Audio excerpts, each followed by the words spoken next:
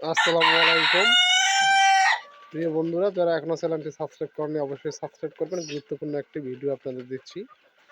আমার 100 ফার্মি মুরগি থেকে অর্থাৎ আমি 20টি প্রায় 22টি মুরগি বিক্রি করেছি।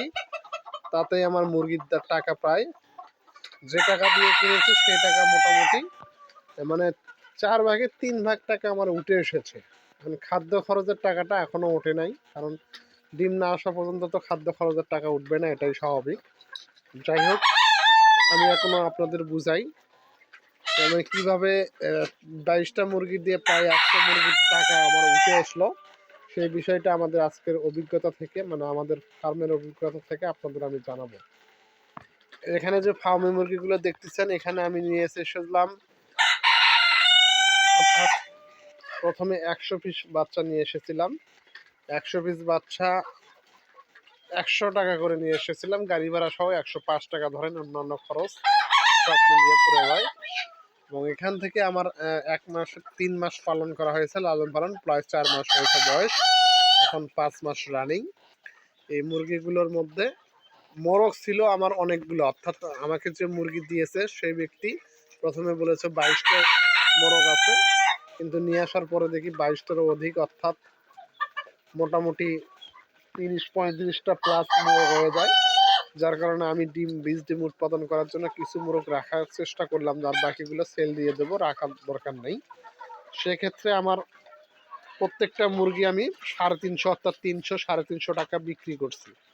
আমি আপনাদের সহজে বুঝিয়ে দিচ্ছি, 10,000 টাকা প্লাস সামথিং গাড়ি ভাড়া সহ 10.5 প্লাস 11,000 টাকার কাছাকাছি আমার হচ্ছে মুরগির খরচ নিয়ে আসার। আর আমি সেখানে 22টা মোরগ বিক্রি করছি 300 করে যদি ধরি, তাহলে 3×60 আর হলে 3×2 6 6600। আর হচ্ছে 10টা মুরগির মতো ধরেন আমি সেখানে ধরলাম 50 টাকা করে ধরলাম, আরও 10টা 500 টাকা, অর্থাৎ প্রায় 7,000 টাকার মুরগি আমি বিক্রি করেছি।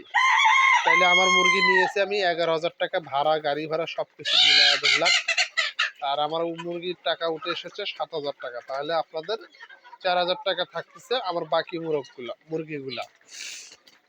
এখানে আমার খাবার খরচ গেছে, অবশ্যই খাবার খরচ গেছে।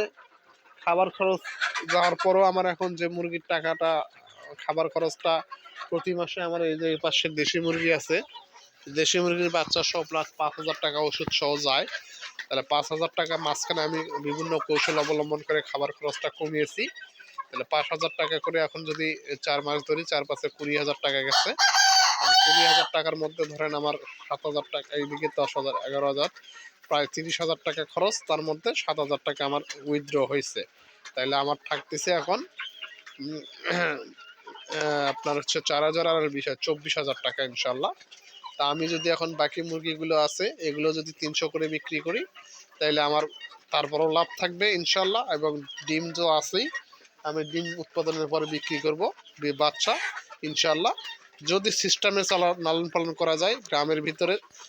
আমি পিস হিসেবে মুরগি বিক্রি করেছি, কেজি হিসেবে না, যার কারণে আমার এই মানে সুবিধাটা আমি পেয়েছি। যাই হোক, আমার বাস্তব অভিজ্ঞতা থেকে আমি বুঝালাম, যদি খামারটা কৌশলে অবলম্বন করতে পারেন ইনশাল্লাহ লস হবে না।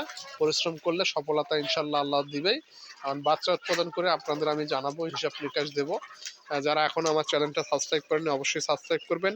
আজকে ব্যস্ততার কারণে 2 দিন যাবত ভিডিও দিতে পারিনি, এই জন্য রাতে আপনাদের জন্য ভিডিওটা নিয়ে আসলাম একটা মজার তথ্য দেওয়ার জন্য। ইনশাল্লাহ সকলকে ধন্যবাদ জানিয়ে আজকের ভিডিওটা শেষ করছি। পরবর্তীতে আবার কোনো ভিডিওতে দেখা হবে ইনশাল্লাহ।